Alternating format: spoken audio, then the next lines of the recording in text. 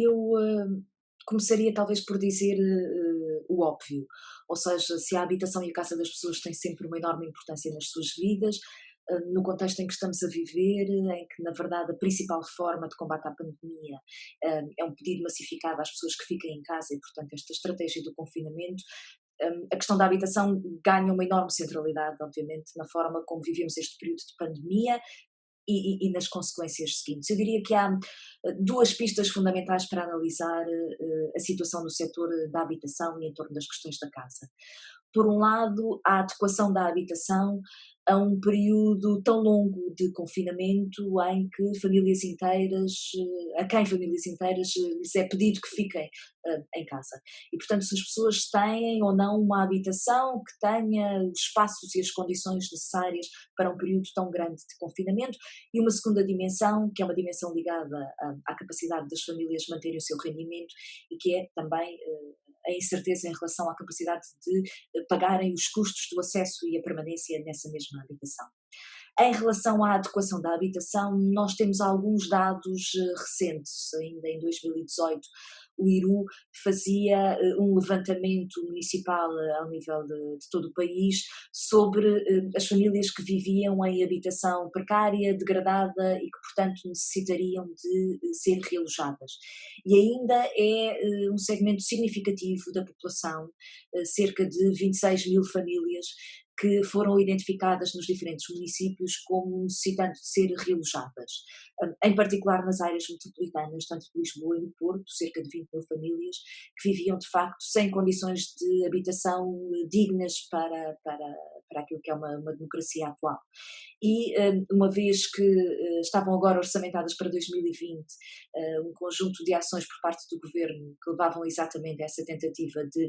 fazer nova habitação para realojar essas famílias, ainda temos, portanto, no país cerca de 26 mil famílias que vivem em habitações não adequadas e muito menos adequadas neste momento em que estamos a viver este período de confinamento em casa. E temos uma segunda dimensão,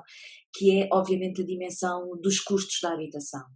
Nós sabemos que a sociedade portuguesa tem alguma especificidade quando comparamos com as democracias do Norte, ou seja, o acesso à habitação na democracia portuguesa foi feito essencialmente pela estratégia de aquisição de casa própria e, portanto, endividamento perante o setor financeiro. E que parte significativa das famílias continua a ter, portanto, esses encargos de endividamento, além de que na recuperação da última crise de 2010-2011 houve a partir de 2014 um inflacionamento significativo no valor das casas e dos arrendamentos por causa do investimento direto estrangeiro e por causa da procura turística e, portanto, sabemos hoje que há uma parcela significativa, em particular nas cidades, de inquilinos que têm sobrecargas no pagamento dos seus custos de habitação significativos. E uma vez que os próprios contratos de arrendamento também se reduziram nos prazos, nós hoje temos parcelas significativas da população que, não sabendo exatamente o que é que vai acontecer aos seus rendimentos do trabalho, quer na atualidade, quer no futuro, vivem situações de incerteza, de preocupação e, obviamente, de ansiedade, pela dificuldade que têm em perceber se vão ou não ser capazes de fazer face a esses custos da habitação.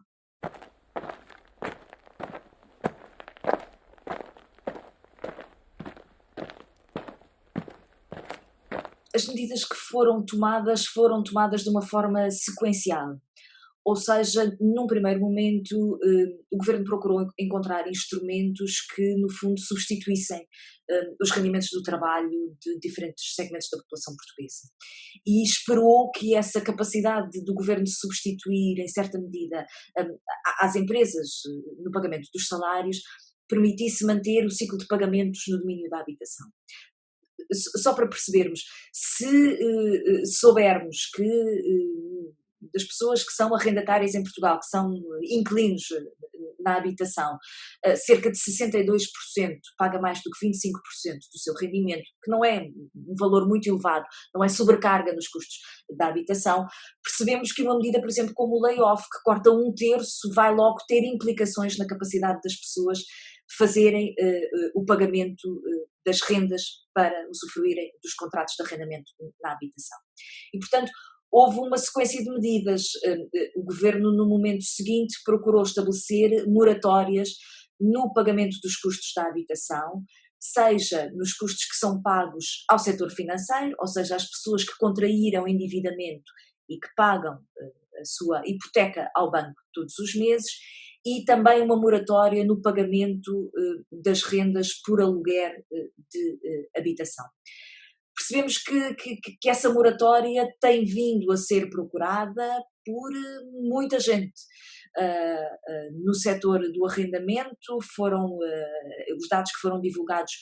recentemente pelo IRU apontam 900 pedidos, 860 mil euros que terão sido solicitados ao IRU para empréstimos que possam substituir esse pagamento da habitação, e no âmbito do setor bancário,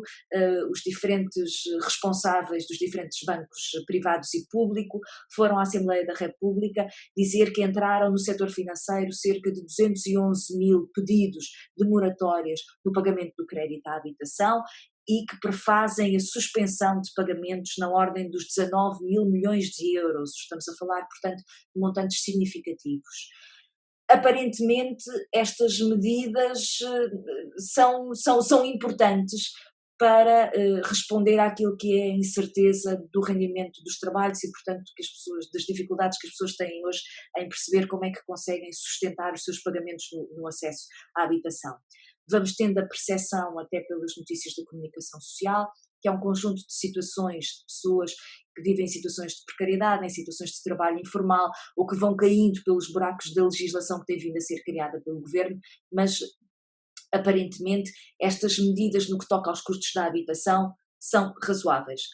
O que não sabemos exatamente é o que é que está a acontecer às tais cerca de 26 mil famílias que vivem em situações degradadas. E é aí que nós temos que ter a capacidade de os serviços de proximidade, em particular juntas de freguesia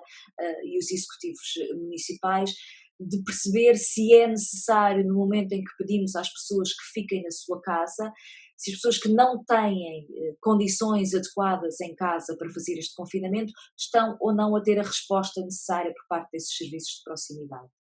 Mesmo assim, quando olhamos para a situação internacional, vemos que em vários países estão a organizar movimentos de suspensão pura e simplesmente de pagamento das rendas, aquilo que se chama os rent strikes. E em Portugal, nas organizações de moradores e de inquilinos que conhecemos, isso aparentemente não está a acontecer, o que mostra que algumas das medidas de facto que foram tomadas pelo governo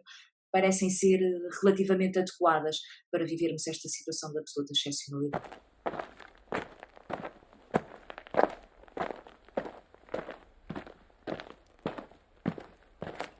Em relação aos debates extremamente interessantes que têm existido sobre o futuro da habitação depois deste período de confinamento e em relação às incertezas que ainda temos sobre o evoluir da pandemia,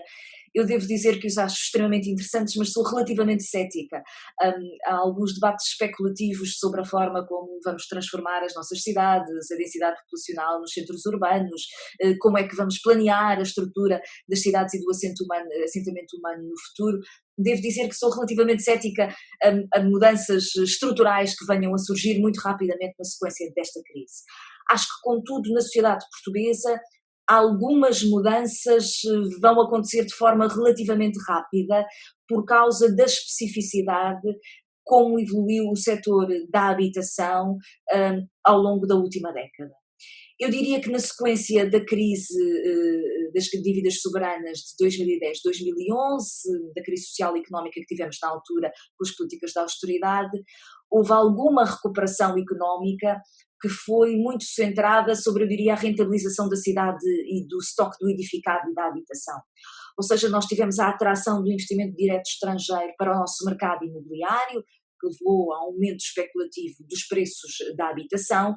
e tivemos no setor do turismo muito centrado também sobre a utilização deste estoque da habitação no centro das cidades, um mecanismo de reestruturação da nossa economia, de criação de novos negócios e da tentativa de algumas pessoas de encontrar novas formas de rendimento, como foi, por exemplo,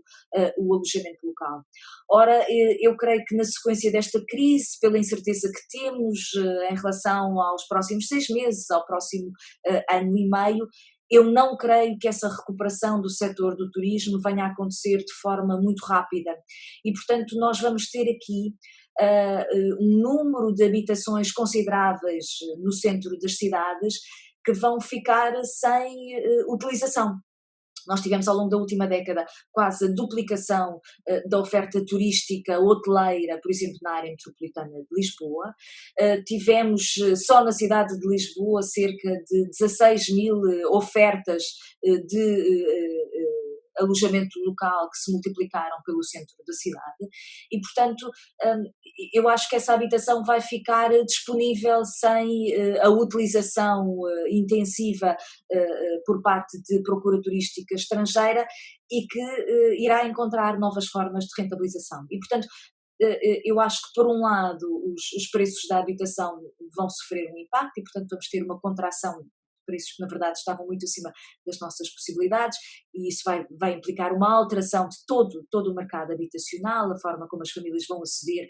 aos empréstimos, a forma como as pessoas vão rentabilizar a sua propriedade habitacional e vamos ter este estoque que tinha sido dirigido para a procura turística, para a atividade económica do turismo, que eu creio que vai voltar para o arrendamento de, se não de longo prazo, a 10 anos, mas pelo menos a médio prazo, ou seja, de 3 a 5 anos, eu creio que vai ser utilizado. E, portanto, vamos ter uma oferta significativa de arrendamento, vamos ver também se as políticas públicas conseguem acompanhar esta transformação no mercado imobiliário e conseguem ter uma intervenção que permita que no futuro a especulação imobiliária não seja vista como uma estratégia de recuperação económica que, na verdade, foi afastando as pessoas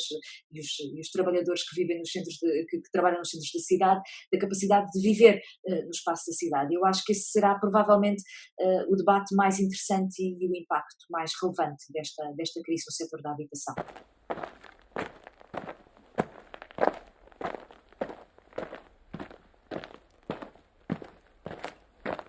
Retomando um pouco o raciocínio da anterior questão, o mercado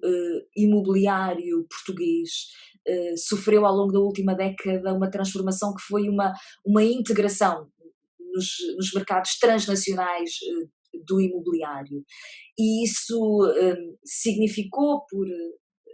vários, vários elementos que eu não vou agora neste momento aprofundar, mas que todos percebemos que houve um momento em que a procura externa ou a rentabilização da habitação para a atividade económica do turismo colocaram os preços da habitação totalmente desajustados em relação aos níveis salariais dos portugueses. Eu devo dizer que tenho sempre um enorme ceticismo com aquela frase simpática que diz que uma crise é sempre uma oportunidade, mas neste caso, no âmbito da habitação, pode mesmo haver aqui um momento em que a atuação das políticas públicas se pode revelar determinante para o futuro. Nós precisamos de fazer algumas alterações legislativas que consigam quebrar esta lógica especulativa dos preços da compra de habitação ou do arrendamento nas principais áreas metropolitanas. Isso significa ter legislação, por um lado, que incentive o arrendamento e esse arrendamento a longo prazo, que consiga de alguma forma ter instrumentos de atuação dentro desse mercado de arrendamento, e isso passa necessariamente por reforçar aquilo que é o parque habitacional público, ou seja, a dimensão do estoque de habitação que está sobre regulação pública e que permite atuar, portanto, sobre a estrutura de preços, sobre a formação de preços no mercado, e pode haver aqui um momento em que Portugal contraria toda a sua política democrática, que foi basicamente empurrar a habitação para o mercado, para a iniciativa privada, e consiga, num momento de contração de preços, fazer uma aquisição significativa de habitação que possa ser utilizada de facto para o arrendamento acessível e eliminar aquilo que foram os instrumentos criados a partir de 2012, 2013, 2014